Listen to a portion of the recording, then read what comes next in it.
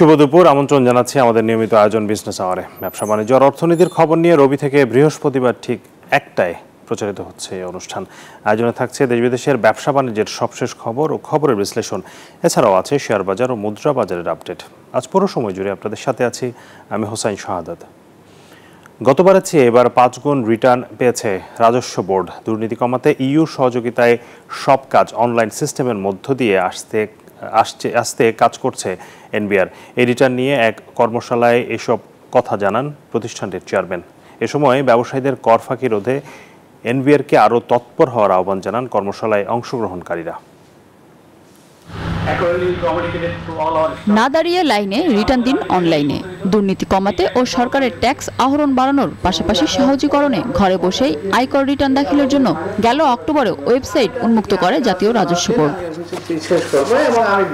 এরপর থেকে গত অর্থ বছরের চেয়ে 2024-25 অর্থ বছরে 5 গুণ বেশি রিটার্ন দাখিল হয়েছে। এতে কর আহরণ সহজ হওয়ার পাশাপাশি বেড়েছে সরকারের রাজস্ব আহরণ। আমরা অ্যাপ তৈরি করব। আমরা আগামী বছর থেকে কর্পোরেট রিটার্নকেও বলছি যে অনলাইনে দিতে হবে। এবং আরেকটা কাজ করছি, আপনারা যেভাবে আমাদেরকে উৎসাহিত করছেন, এবং এই বছর আমরা গতবারের তুলনায় প্রায় 5 গুণ রিটার্ন পেয়েছি। 15 লক্ষর কাছাকাছি রিটার্ন আমরা পেয়ে গেছি। তা আমরা আগামী বছর এটাকে 100% কম্পালসারি করতে চাই, উইথ ফিউ এক্সেপশন। কর্মশালায় অংশ নেওয়া করদাতারা জানান, চাকরিজীবীরা নির্দিষ্ট পরিমাণে আয় ও ট্যাক্স দিতে বাধ্য হচ্ছেন, অথচ ব্যবসায়ীদের সুনির্দিষ্ট আয় ও হিসেব দেখানোর সুযোগ না থাকায় রাজস্ব হারাচ্ছে সরকার। এ বিষয়ে এনবিআরকে আরও তৎপর হওয়ার আহ্বান ট্যাক্স অফিসারদের। তাদের ঢাকা শহরে 10টা 20টা 50টা বাড়ি আছে, দোকান আছে, বহুই আছে, যেহেতু তাদের প্রপার বুকস অফ অ্যাকাউন্টস নাই, যার জন্য তারা দেখা যায় মিনিমাম ট্যাক্স দিচ্ছে। ট্যাক্স দিতে চায় ব্যক্তি করদাতা হিসেবে আমি মনে করি আমরা কিন্তু ট্যাক্স, বিশ্বাস করেন বেশিরভাগ লোক ট্যাক্স দিতে চায়, কিন্তু ট্যাক্স দিতে চায় না কেন? ভয়। ওই যে 3 দিনের কাজ 30 দিনে করতে হবে, না হলে অন্য কিছু করতে হবে, না হলে আমাকে চোখ রাঙানি। এর জন্য বলা হলো যে আমরা যখন কোনো সমস্যায় পড়ি, সমস্যাটা কোথায় জানাবো, কিভাবে জানাবো, এই সিস্টেমের ভিতরে যদি একটা ফিডব্যাক কোনো অপশান দিয়ে দেওয়া হয় যে আমি একটা স্ক্রিনে গিয়ে অথবা কোনো কিছু করতে পারলাম, আমি ফিডব্যাকের অপশানটা ওই সিস্টেমের ভিতরেই আমি দিয়ে দিব, যাতে এনবিআর একটা টিম থাকবে যেই ফিডব্যাকগুলো আসতেছে সেই ফিডব্যাকগুলো নিয়ে কাজ করবে এনবিআর। এছাড়া অনলাইনে ট্যাক্স দেওয়া সহজীকরণ করতে সিস্টেমের ফিডব্যাক রাখা ও সমস্যার সমাধান দেওয়ার কথাও জানান করদাতারা। সেই জিনিসটাকে আমি কমপ্লিট করে ফেলবো। মিনা ফিরদাউস, নিউজ 24, ঢাকা। আগামী জুন শেষে মূল্যস্ফীতির হার 7 থেকে 8% নামিয়ে আনা কঠিন হবে বলে মনে করে বেসরকারি উন্নয়ন সংস্থা centre for policy dialogue CPD.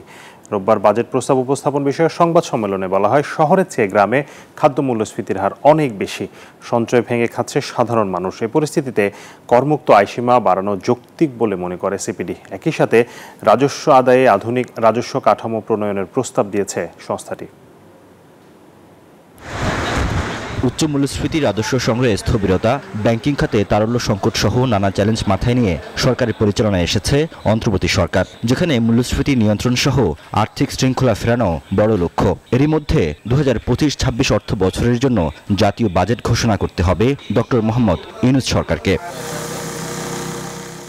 বেসরকারি উন্নয়ন সংস্থা সেন্টার ফর পলিসি ডায়ালগ সিপিডির মতে, আগামী বাজেটেও গুরুত্বপূর্ণ ইস্যু হবে মূল্যস্ফীতি নিয়ন্ত্রণে রাখা। রোববার সকালে রাজধানীর ধানমন্ডিতে সিপিডির কার্যালয়ে আগামী অর্থ বছরের বাজেটে নিজেদের সুপারিশমালা তুলে ধরতে গিয়ে এসব কথা বলেন প্রতিষ্ঠানটির নির্বাহী পরিচালক ডক্টর ফাহমিদা খাতুন। উচ্চ মূল্যস্ফীতির কারণে মানুষের সঞ্চয় কমছে, আবার অন্যদিকে আমরা দেখছি যে ব্যাংকের যে ডিপোজিট উপর ইন্টারেস্ট রেট, ব্যাংক আমানতের উপর সুদের হার, এটা বৃদ্ধি পাওয়ার ফলে সঞ্চয়পত্র কিন্তু বিক্রিটা কিন্তু প্রত্যাশার তুলনায় কম হতে পারে। সেজন্য বাজেট ঘাটতি পূরণের জন্য আবারও সেই ব্যাংক ঋণের উপর চাপ আসতে পারে। গ্যাসের দাম বৃদ্ধি মুদ্রাস্ফীতির পরিস্থিতির উপর বিরূপ প্রভাব ফেলতে পারে। সতর্ক করে সিপিডি বলছে, বিদ্যুৎ ও জ্বালানি খাতের আর্থিক সংকটের দুষ্টচক্র ভাঙতে হবে। বকেয়া ঋণ এবং পাওনা পরিশোধ করা, বিদ্যুৎ এবং জ্বালানি খাতে ভর্তুকি কমানোর ব্যবস্থা নিতে হবে। বিদ্যুৎ ক্রয় মূল্য সরকার যেটা কিনে সেটা পুনরায় আলোচনা করা উচিত। গবেষকরা বলছেন, চলতি অর্থবছর শেষে রাজস্ব ঘাটতি 1,05,000 কোটি টাকা পর্যন্ত পৌঁছাতে পারে। জুনের মধ্যে মূল্যস্ফীতি 7 থেকে 8% নামিয়ে আনার যে ঘোষণা দিয়েছে বাংলাদেশ ব্যাংক তা অর্জন করা নিয়ে শঙ্কা প্রকাশ করেন তারা। তাই রাজস্ব আদায়ে আধুনিক রাজস্ব কাঠামো প্রণয়ন সহ এনবিআর সংস্কার করা প্রয়োজন বলে মনে করে সিপিডি। অর্থ বছরের বাকি সময়কালে রাজস্ব সংগ্রহ 55.5% হারে বৃদ্ধি করতে হবে, যা বাস্তবে প্রায় অসম্ভব একটা বিষয়। করের হার বেশি রেখে আমরা এই যে বিভিন্ন ধরনের এক হলো ছাড় দেওয়া, তারপর হলো ডিসক্রিশন, তারা ইচ্ছা মতো ইন্টারপ্রেট করে, এগুলোর থেকে বরং এমন একটা জায়গায় হারটাকে আনা যেটা বাস্তবায়ন করা যাবে। বাজেটে সুবিধা বঞ্চিত জনগোষ্ঠীর সুরক্ষায় অগ্রাধিকার দেয়া এবং ব্যক্তিশ্রেণীর করমুক্ত আয়ের সীমা 4 লাখ পর্যন্ত করার সুপারিশ করে সিপিডি। ব্যক্তিগত আয়ের কর সীমা। রিয়াদ সুমন, নিউজ 24, ঢাকা। দর্শক, বাজেট নিয়ে এখন ব্যাপক আলোচনা চলছে, কারণ বাজেট তৈরির কাজ চলছে, যে কারণে অংশীজনদের সাথে প্রতিদিনই বৈঠক করছে জাতীয় রাজস্ব বোর্ডের চেয়ারম্যান এবং বিভিন্ন উন্নয়ন সংস্থার পক্ষ থেকেও কিন্তু বাজেট নিয়ে নানান ধরনের পরামর্শ দেওয়া হচ্ছে, প্রস্তাব দেওয়া হচ্ছে। অর্থনীতি বিশ্লেষকরা বিভিন্ন ধরনের পরামর্শ দিচ্ছেন। এই যে বাজেট তৈরি হচ্ছে, এই বাজেটটি আসলে কেমন হতে পারে এবারের বাজেট, সেটি কি বাস্তবসম্মত নাকি আসলে গতানুগতিক অন্যান্য বছরের মতো গতানুগতিক একটি বাজেট হতে যাচ্ছে? এই বিষয় নিয়ে আমরা কথা বলতে আমাদের সাথে উপস্থিত হয়েছেন PRI পলিসি রিসার্চ ইনস্টিটিউটের চেয়ারম্যান ডক্টর জাহিদ সত্তার। তিনি গতকাল অর্থ উপদেষ্টার সাথে অর্থনীতিবিদদের যে বৈঠক হয়েছে বাজেট নিয়ে, সেখানে তিনি উপস্থিত ছিলেন এবং বাজেট নিয়ে তাদের বাংলাদেশের সব অর্থনীতিবিদরা সেখানে অর্থ উপদেষ্টাকে বিভিন্ন ধরনের পরামর্শ দিয়েছেন এবং সে অনুযায়ী অর্থ উপদেষ্টা বলেছেন যে বাজেট আসলে কেমন হতে পারে। তো এই বিষয়গুলো নিয়ে আমরা কথা বলতে আমাদের সাথে যুক্ত হচ্ছেন ডক্টর জাহিদ সত্তার। আপনাকে স্বাগত জানাচ্ছি জনাব জাহিদ সত্তার, আমাদেরকে সময় দিয়েছেন বিজনেস আওয়ারে। জি, আপনার কাছে জানতে চাইবো যে শুরুতেই একটু গতকালকের আলোচনা আসলে কি ছিল সেখানে, সব দিক থেকে, আপনাদের দিক থেকে, অর্থাৎ আপনারা যারা বিশ্লেষকরা ছিলেন, অর্থনীতিবিদরা ছিলেন এবং বাংলাদেশের সবচেয়ে টপ মোস্ট অর্থনীতিবিদরা সেখানে উপস্থিত ছিলেন, আপনাদের কি পরামর্শ দিয়েছেন? কারণ আগামী বাজেটটা আসলে আমাদের জন্য খুবই গুরুত্বপূর্ণ। একটি অর্থনীতিকে পুনরুদ্ধারের যে প্রক্রিয়া, সেখানে আগামী 1 বছর আসলে আমাদের কি হতে যাচ্ছে সেই দিক থেকে খুব গুরুত্বপূর্ণ। সেই জায়গাটাতে আপনাদের প্রস্তাব, পরামর্শ জানতে চাই। ধন্যবাদ। আগামী বাজেটটা দুই মুখী হতে হবে। একটা হচ্ছে যে এটা রিফর্ম বাজেট হতে হবে, এটাই আমরা আশা করছিলাম যে এই বর্তমান অন্তর্বর্তীকালীন সরকার যেহেতু রাজনৈতিক মানে কোনো চাপের মধ্যে নেই, মানে অর্থনীতি যেখানে গুড ইকোনমিক্স, আমরা বলি যে good economics might be bad politics, এই জিনিস, এই কনস্ট্রেন্টটা যেহেতু অন্তর্বর্তীকালীন সরকারের নেই, সেখানে এখন কিছু গুড ইকোনমিক্স এবং গুড রিফর্ম কিছু যদি এই বাজেটে করা যায়, সেটাই আমরা প্রস্তাব করছিলাম। সো এই এমনকি এই বাজেটের মানে টাইটেল দেওয়া উচিত আমার মনে হয় রিফর্ম বাজেট, কারণ রিফর্ম করার অনেক মানে আউটস্ট্যান্ডিং কিছু fundamental basic reform, economic reform অনেক দিন ধরে পড়ে আছে, কিছু হচ্ছিল না, তো এখন এটা দরকার আছে। তো এখানে সবাই ভালো ভালোই বক্তব্য দিয়েছেন। মূল্যস্ফীতি তো একটা প্রাইমারি একটা প্রধান ইয়ে আছে, কিন্তু মূল্যস্ফীতি যেহেতু বাংলাদেশ ব্যাংক এটা চালিয়ে যাচ্ছে, মানে তাদের কার্যক্রম চলছে, মূল্যস্ফীতিতে নতুন কোনো প্রস্তাব এই আলোচনাতে আসে নাই। তবে বাজেটটা এই যে মনিটরি যে ম্যানেজমেন্ট যেটা করছে বাংলাদেশ ব্যাংক, সেটাকেই সাপোর্ট করবে, কারণ বাজেটটা একটু সংকীর্ণ বাজেট হবে এবার, সেটা জানা যাচ্ছে। কিন্তু একই সাথে প্রবৃদ্ধি, একজন বক্তা বলেছেন যে প্রবৃদ্ধিকে আমরা উপেক্ষা করতে পারবো না। এখন এটা আগামী বাজেট সবকিছু দেখে শুনেও প্রবৃদ্ধির দিকে কিছুটা বিনিয়োগের ব্যবস্থা এবং কিছু রিফর্মের ব্যবস্থা করা উচিত। তো একটা বিষয় যেটা আমি একটা মৌলিক যে একটা সমস্যা বাংলাদেশে রয়ে গেছে, সেটার ব্যাপারে আমি কিছু বলেছিলাম কালকে প্রস্তাবে। সেটা হচ্ছে যে আমরা তো সবাই বলছি আমাদের রপ্তানিমুখী অর্থনীতি, রপ্তানিমুখী প্রবৃদ্ধি এগুলো করা উচিত, কিন্তু আমাদের আসলে কাজে দেখা যাচ্ছে যে আমাদের যে নীতি আছে, বিশেষ করে বাণিজ্য নীতি, রপ্তানিমুখী নীতি আমরা বলছি, কিন্তু আসলে আমাদের যে নীতিটা আছে সেটা কিন্তু আভ্যন্তরীণ মুখী। সেটা হচ্ছে মানে policy is skewed in favor of domestic market, domestic production for domestic sales. এটা যে এখন যে কনফ্লিক্টটা, সেটা আমি একটু বোঝাবার চেষ্টা করছি সেখানে। সেটা হচ্ছে যে আমরা একদিকে বলছি এক্সপোর্ট আমরা প্রমোট করছি, এক্সপোর্টের কি আছে, আমরা অনেকগুলো সাবসিডি, এক্সপোর্ট সাবসিডি দিয়ে যাচ্ছি, 5% থেকে এখন বোধহয় 15% পর্যন্ত আছে। এই ক্যাশ সাবসিডিটা কিন্তু যেহেতু এলডিসি গ্রাজুয়েশন আসছে 2026 সালে, এই ক্যাশ সাবসিডি আর দেওয়া যাবে না, 1 নম্বর। 2 নম্বর হচ্ছে অন্যদিকে যে ডোমেস্টিক ইন্ডাস্ট্রি, যেগুলো ইম্পোর্ট সাবস্টিটিউটিং ইন্ডাস্ট্রি, যেগুলো আমদানি প্রতিযোগী যে শিল্পগুলো আছে, সেগুলোকে কিন্তু আমরা ক্যাশ সাবসিডি দেই না, দেই প্রোটেকশন সাবসিডি, যে শুল্ক সাবসিডি। আমরা সেখানে করেছি গিয়ে, চাইনিজ কথা আছে যে building a yard with tall fences. বাংলাদেশের আভ্যন্তরীণ অর্থনীতিকে আমরা ওইভাবে একটা গড়ে তুলেছি। তার ফলে হচ্ছে কি, যে এই যে আভ্যন্তরীণ বাজারে যখন বিক্রি করে, যারা কিছু রপ্তানি করে, আমাদের কিন্তু প্রায় 1400টা প্রোডাক্ট আছে রপ্তানি হয়, গার্মেন্ট ছাড়া। গার্মেন্টে 216টা প্রোডাক্ট আছে। এই 1400টা প্রোডাক্ট কিন্তু দেশীয় বাজারে বিক্রি হয়, রপ্তানি হয়। কিন্তু যখন রপ্তানি করতে যাওয়া হয়, দেখা যায় যে আমাদের যে নীতিটা আছে, বাণিজ্য নীতি, সেটা কিন্তু সহায়ক না। বাণিজ্য নীতিটা দেশীয় বাজারে বিক্রি করার জন্য সহায়ক। দেশীয় বাজারে মুনাফার হার অনেক বেশি, রপ্তানি করতে গেলে যে মুনাফা পাওয়া যাবে সেটা দেশীয় বাজারে অনেক বেশি পাওয়া যায়। সেই জন্য এই যে গার্মেন্টের বাইরে যেসব রপ্তানি হচ্ছে, নন গার্মেন্ট, সেইখানে একটা মৌলিক নীতির সমস্যা রয়ে গেছে।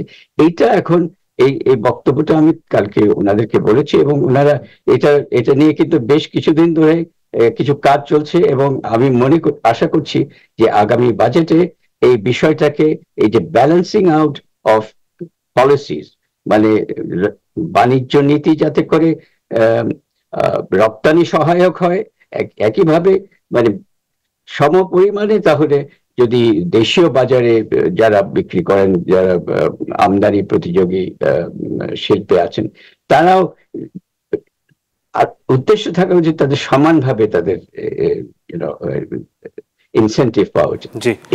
এইখানে একটা মৌলিক সংস্কারের প্রয়োজন হয়ে গেছে। এই মৌলিক সংস্কারটা ট্যারিফ রেশনালাইজেশনের মাধ্যমে আসতে হবে। এবং আমি যেটা বলেছি যে অন্তত পক্ষে আপনারা দরজাটা এবার খুলে দেন, কারণ গত 20 বছর ধরে কিন্তু কোনো এই বিষয়টা বন্ধ হয়ে আছে, কোনো অগ্রগতি হয় নাই। এই জন্য আমাদের যে রপ্তানি বহুমুখীকরণ, বৈচিত্র্যকরণ, এখানে কিন্তু একটা বিরাট বাধা হয়ে বসে আছে। সো এইখানে আমরা আশা করছি আগামী বাজেটে কিছুটা পদক্ষেপ নেওয়া হবে। ডক্টর জাহিদ সাত্তার, রপ্তানির উপযোগী বাজেট প্রণয়ন করা যেমন গুরুত্বপূর্ণ, অন্যদিকে আমাদের দেশীয় শিল্পকে সুরক্ষা দেওয়ার যে বিষয়গুলো এত বছর ছিল, যে আমাদের দেশীয় শিল্পকে বাড়তে দেওয়া, বিশেষ করে ইলেকট্রনিক শিল্প, লাইট ইঞ্জিনিয়ারিং, এই ধরনের শিল্পগুলোকে আসলে ব্যাপক সহযোগিতা দিয়ে দেওয়ার কারণেই কিন্তু বেশ বড় বড় বিনিয়োগ হয়েছে এই খাতে, এবং আমদানি নির্ভরতা অনেক কমেছে এইসব পণ্যের ক্ষেত্রে। সেই জায়গাগুলোতে সামনের দিনে তো মানে রাজস্ব বোর্ডও ঘোষণা দিয়েছে এরই মধ্যে এই সুযোগগুলা ধীরে ধীরে তুলে নেওয়া হবে। আমরা যেহেতু এলডিসি গ্রাজুয়েশনের দিকে যাব, সেখানেও শর্তটা পূরণ করতে হবে। সব মিলিয়ে আমাদের দেশীয় শিল্পে কি সামনের দিনে কিছুটা চ্যালেঞ্জের মুখে পড়বে, বিশেষ করে বাজেট ঘোষণার পর? ভালো কথা। শোনেন, আপনি যখন দেশীয় শিল্প বলেন, রপ্তানি শিল্প দেশীয় শিল্প, গার্মেন্ট কি দেশীয় শিল্প না? তাহলে আমাদেরকে বলতে হবে যে দেশীয় শিল্প যেটা দেশীয় বাজারে, মানে আমদানি প্রতিযোগী শিল্প যেটা দেশীয় বাজারে বিক্রি হয়। এই যে আপনি ইলেকট্রনিক ইত্যাদির কথা বললেন, হ্যাঁ, এখানে আমাদের অবশ্যই সুযোগ দিতে হবে। তারা হচ্ছে নতুন, মানে তাদেরকে ইনফ্যান্ট ইন্ডাস্ট্রি বলা যায়। এগুলোকে সহায়তা দিতে হবে, প্রোটেকশনও দিতে হবে, কিন্তু এগুলো একটা সীমিত পর্যায়ে রাখতে হবে। মানে বিস্কিট শিল্পকে যেমন আমরা 53 বছর ধরেই কিন্তু সংরক্ষণ নীতি দিয়ে উচ্চ শুল্ক দিয়ে সংরক্ষণ করে আসছে। এখন কিন্তু আর বিস্কিট শিল্পের এসব সংরক্ষণের প্রয়োজন নেই। এখানে কাস্টম ডিউটি 25% এবং সাপ্লিমেন্টারি ডিউটি এগুলো দেওয়ার কোনো দরকারই নেই। এখানে আরেকটা বিষয় আনা যায়, এই যে আমাদের কিন্তু শুল্কের যে নিয়মগুলো আছে, স্ট্রাকচারটা আছে, এখানে কিন্তু ডব্লিউটিওর নিয়মের পরিপন্থী আছে।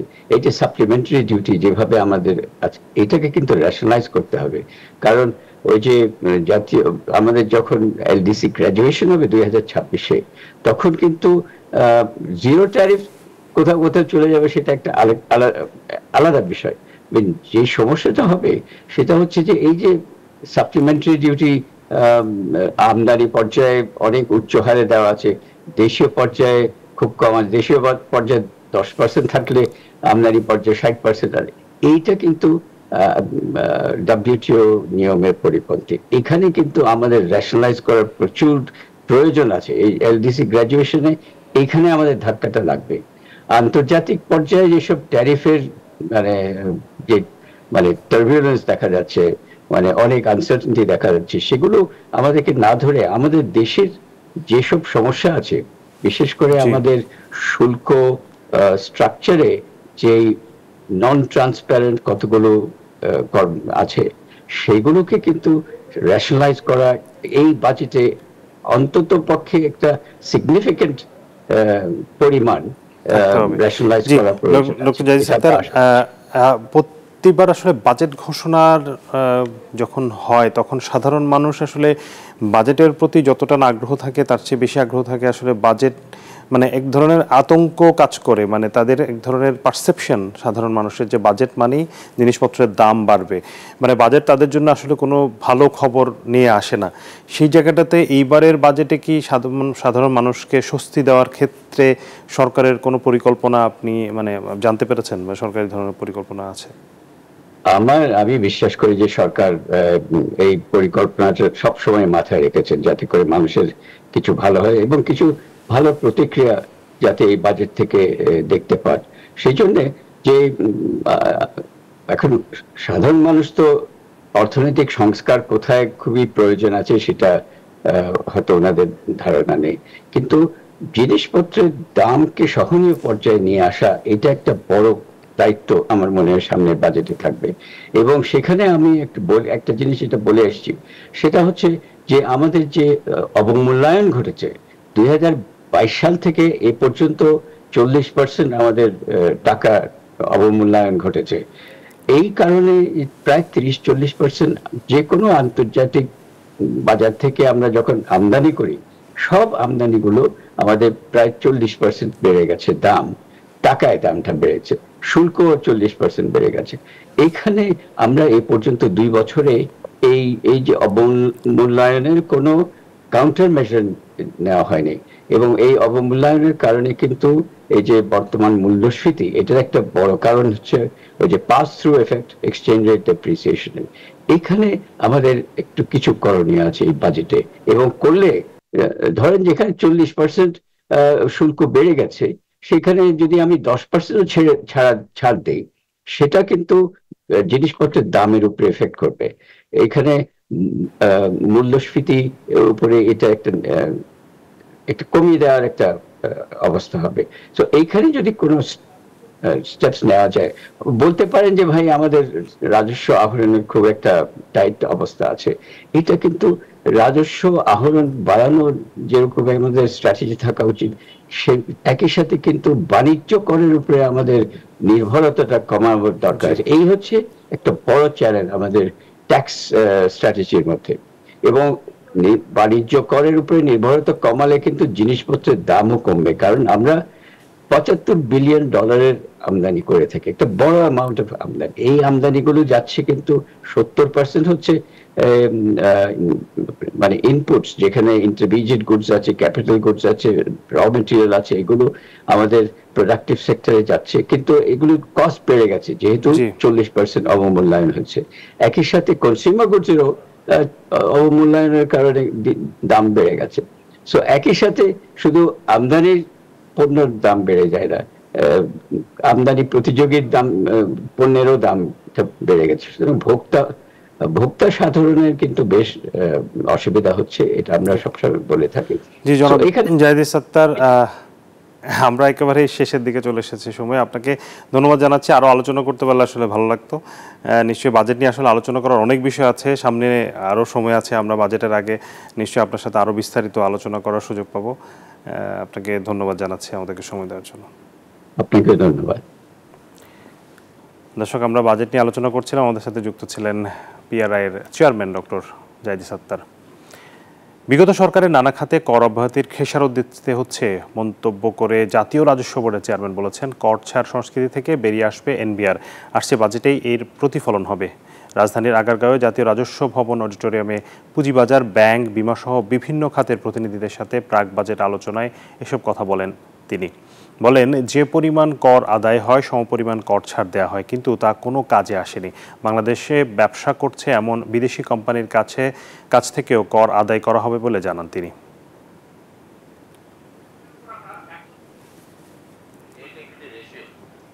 আমাদের প্রতিটা জায়গায় একটাই কথা, ট্যাক্স হলিডে লাগবে, ট্যাক্স এক্সাম্পশন লাগবে, তাইলে হবে, নাহলে হবে না। মানে এই জায়গা থেকে আমাদের বেরোতে হবে। আমরা এই এক্সাম্পশন কালচারের সাথে আর থাকতে চাই না, সোজা কথা। এটা দিয়ে আমাদের তেমন কোনো উন্নতি হয় নাই। আমরা যত জায়গায় দিয়েছি কোথাও আমরা এর কোনো পজিটিভ রেজাল্ট পাই নাই। মাঝখান থেকে গভর্নমেন্ট একটা মানে কর অব্যাহতির সংস্কৃতির লালন করেছে এবং সেটার খেসারত এখন আমরা দিচ্ছি। দর্শক, বিশেষ আওয়ারের সময় হয়েছে বিরতির, ফিরছি একটু পর। আবারও স্বাগত জানাচ্ছি বিজনেস আওয়ারে। এবারে জানাবো শেয়ার বাজারের খবর।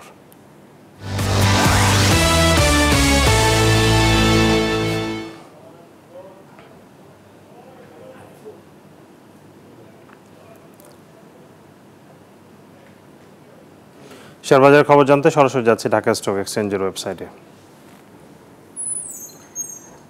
গতকালের মতো আমরা দেখতে পাচ্ছি এখনও নেতিবাচক ধারা অব্যাহত আছে ঢাকা স্টক এক্সচেঞ্জে। গতকাল দিনের সপ্তাহের প্রথম কর্মদিবসে আমরা দেখেছি সূচকের পতন লক্ষ্য করেছি দিন শেষে, এবং আজও সকাল থেকে এখন পর্যন্ত যেই লেনদেন পরিস্থিতি, সেখানে আমরা দেখতে পাচ্ছি যে তিনটি সূচকই নিম্নমুখী। 16 পয়েন্ট, প্রায় 17 পয়েন্ট কমেছে ডিএসসির প্রধান সূচক। ডিএসসি এক্স ইন্ডেক্স অবস্থান করছে 5205 পয়েন্টে। ডিএসসি সরিয়া ইন্ডেক্স কমেছে 2.5 পয়েন্ট, অবস্থান করছে 1160 পয়েন্টে, এবং ডিএস30 অবস্থান 1888 পয়েন্ট এবং কমেছে 6.17 পয়েন্ট। এবং লেনদেনের পরিমাণ তবে কিছুটা বেড়েছে গত কয়েকদিনের সাথে যদি আমরা তুলনা করি। 450 কোটি টাকা এখন পর্যন্ত লেনদেন হয়েছে। হাত বদল হওয়া যেসব কোম্পানি এবং মিউচুয়াল ফান্ড আছে তার মধ্যে দাম বেড়েছে 106টির, কমেছে 215টির, এবং অপরিবর্তিত আছে 74টি কোম্পানির শেয়ারের দর। ছিলাম এবারে জানাতে চাই মুদ্রা, স্বর্ণ এবং রূপার বাজারের আপডেট ও দরদাম। মুদ্রা বিনিময় মূল্য আমরা দেখতে পাচ্ছি মার্কিন ডলার কেনা বেচা হচ্ছে 121 থেকে 122 টাকায়, অর্থাৎ কেনা হচ্ছে 121 টাকায়, বিক্রি 122। ইউরো 124 টাকায় কিনে 129 টাকায় বিক্রি করা হচ্ছে। পাউন্ডের কেনা দর 149, বিক্রয় 154। চীনা ইউয়ান কেনা হচ্ছে 15 টাকা 50 পয়সা, বিক্রয় 17 টাকা 30 পয়সা। সৌদি রিয়ালের কেনা দর 32 টাকা, বিক্রয় 33 টাকা 10 পয়সা। ভারতীয় রুপি কেনা হচ্ছে 1 টাকা 32 পয়সা, বিক্রয় 1 টাকা 42 পয়সা। মুদ্রার পর স্বর্ণের দরদাম জানাতে চাই। রেকর্ড দামে স্বর্ণ বিক্রি হচ্ছে। আবারও স্বর্ণের দাম বেড়েছে একদিনের ব্যবধানে। আমরা দেখতে পাচ্ছি 1,53,000 টাকার বেশি দামে এখন 22 ক্যারেট স্বর্ণ প্রতি ভরি বিক্রি হচ্ছে। 21 ক্যারেটের দাম পড়ছে 1,46,000 টাকারও বেশি।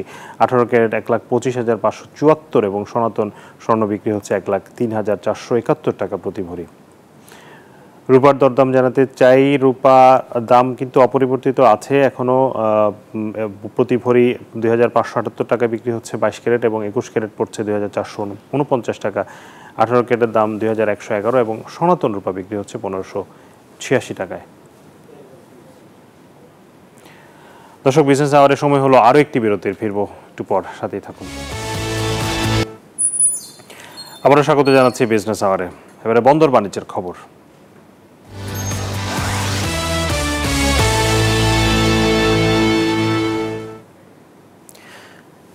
রোজার মধ্যেও কমেনি চট্টগ্রামের বাজারে চালের দাম, তবে ছোলা ডালসহ মশলা জাতীয় পণ্যের দাম কিছুটা সহনশীল থাকায় স্বস্তি ফিরেছে ক্রেতাদের। এমনকি সয়াবিন তেল সংকটও কিছুটা কমেছে, তবে বেশিরভাগ বাজারে সরকার নির্ধারিত দামে বিক্রি হচ্ছে না পণ্য।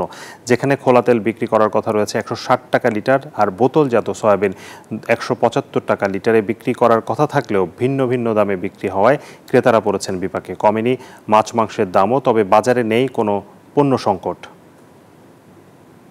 যেগুলো 750 700 নিতাম, আজকে এগুলো 900 চাচ্ছে। আর গরুর মাংস যেটা 750 780 এরকম নিতাম, আজকে এটা নিলাম আমি 850 করে। দামটা একটু বেশি, দামটা এখন আসার বা কমে নাই, দাম একটু বেশি আছে। যেখান থেকে আমরা মাছ কিনে আনি ওইখানে মাছ একটু দাম বাড়তি, কারণ ওনারা জানে এরকম দামে মাছ টানে বেশি।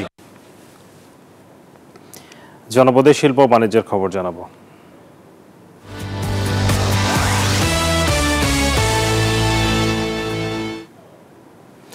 আগামীকাল প্রমত্তা যমুনা নদীর উপর নির্মিত রেলওয়ে সেতুটি উদ্বোধন হতে যাচ্ছে। উপলক্ষে সকল প্রস্তুতি সম্পন্ন করেছে রেলপথ বিভাগ। এরই মধ্যে সেতু দিয়ে কয়েক দফা সফলভাবে পরীক্ষামূলকভাবে ট্রেন চালানো হয়েছে। উদ্বোধনের একদিন পর 19 মার্চ থেকে বাড়তি ভাড়া গুনতে হবে যাত্রীদের। 4.8 kilometre double line dual gauge সেতুটি দেশের উত্তর পশ্চিমাঞ্চলকে ঢাকার সঙ্গে রেলপথের মাধ্যমে সংযুক্ত করবে।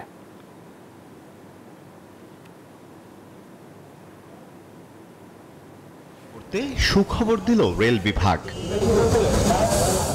দীর্ঘ প্রতীক্ষা শেষে যমুনা রেল সেতুর উদ্বোধন হচ্ছে 18 মার্চ। 16,780 কোটি 96 লাখ টাকা ব্যয়ে 50টি পিলার ও 49টি স্প্যানের উপর নির্মিত সেতুটি 100 বছরের স্থায়িত্বের অঙ্গীকারে বাংলাদেশের সম্ভাবনাময় অগ্রযাত্রার কথা জানান দিচ্ছে। 2016 সালের 6 ডিসেম্বর অনুমোদনের পর 2020 সালের আগস্টে সেতুর নির্মাণ কাজ শুরু হয়। এই প্রকল্পের জন্য নির্ধারিত সময় ছিল 2023 সালের ডিসেম্বর পর্যন্ত, তবে প্রথম সংশোধনে সময়সীমা 2024-এর ডিসেম্বর করা হয়। রেল সেতুটি উদ্বোধনের মধ্য দিয়ে গড়ে 1 ঘন্টা সময় বাঁচবে এই রুটে চলাচলকারীদের। বর্তমানে রেল সেতু হওয়ার কারণে আমাদের যোগাযোগ ব্যবস্থা অনেক দ্রুত হয়েছে। নতুন যে রেল সেতুটা সেটা উদ্বোধন হয়, তাহলে দেখা যাচ্ছে আমরা 3-4 মিনিটের মধ্যে আমরা এই সেতু ক্রস করে চলে আসতে পারি। উদ্বোধন হলে জনগণের আশা পরিপূর্ণ হবে। সেই সাথে জনগণের আরেকটা আকাঙ্ক্ষা আছে, আমাদের ডাবল লেনের রাস্তাটা এখনো পুরোপুরি ঢাকা থেকে পুরোপুরিটা শুরু হয় না। এটা শুরু হলে জনগণের স্বস্তি ফিরে আসবে। এই সেতু দিয়ে পাশের দেশ থেকে পণ্য আমদানিও সম্ভব বলে মনে করেন এই কর্মকর্তা। এই জিনিসটা হতে খুবই ভোগান্তি কমছে এবং আমাদের জন্য খুব উপকার হচ্ছে। বর্তমানে ঢাকা উত্তরবঙ্গ রেলপথে 38টি ট্রেন চলাচল করে। সেতুটি চালু হলে এ পথে 88টি ট্রেন চলাচল করতে পারবে বলে জানান প্রকল্প পরিচালক। ইন্টারন্যাশনাল ট্রেনের সংখ্যা বাড়ানো যাবে, প্লাস ফ্রেট ট্রেন, আগে কোনো মালবাহী ট্রেন চলাচল করা যেত না, এখন ইন্ডিয়া থেকে বা অন্য কান্ট্রি থেকে যে আমদানি রপ্তানি কার্যক্রম রেলপথে করা যাবে। যমুনা রেল সেতু শুধু যোগাযোগ নয়, বাণিজ্য এবং অর্থনীতির এক নতুন দিগন্ত উন্মোচন করবে বলে মনে করেন বিশিষ্টজনরা। Desk report, news 24।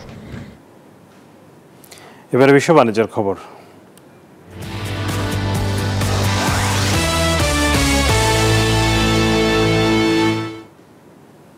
ভারতে এখনও 21 মাসের মধ্যে সর্বনিম্নে রয়েছে চালের রপ্তানি মূল্য। চাহিদা কমে যাওয়া এবং চাল রপ্তানিকারক দেশের সঙ্গে প্রতিযোগিতা বেড়ে যাওয়ায় চালের রপ্তানি মূল্য কমে আসছে দেশটিতে। ভারতীয় সংবাদ মাধ্যম জানিয়েছে, দেশটিতে 5% খুদযুক্ত সেদ্ধ চালের রপ্তানি মূল্য চলতি সপ্তাহে টন প্রতি নির্ধারণ করা হয়েছে $403 থেকে $410। গেল সপ্তাহে এ দাম $409 থেকে $415 ছিল। 2022 সালে ভারতে কম বৃষ্টিপাতের কারণে উৎপাদন সংকটের আশঙ্কা তৈরি হয়েছিল। এর জেরে সে বছরের সেপ্টেম্বরে বাসমতি ছাড়া অন্যান্য চাল রপ্তানি নিষিদ্ধ করে মোদি প্রশাসন। 2023 সালে অন্যান্য চাল রপ্তানির উপরও আরোপ করা হয় বিধিনিষেধ। পরবর্তীতে রেকর্ড ফসল উৎপাদনের ফলে সরবরাহ পরিস্থিতি উন্নতি হওয়ায় বিধিনিষেধ প্রত্যাহার করা হয়। তবে ব্যবসায়ীরা বলছেন, ক্রেতারা বিকল্প সরবরাহকারীদের কাছ থেকে চাল কিনতে শুরু করায় দেশটির চালের দামের উপর চাপ তৈরি হয়েছে। এই ছিল বিজনেস আওয়ারের আজকের আয়োজনে। সাথে থাকার জন্য ধন্যবাদ সবাইকে।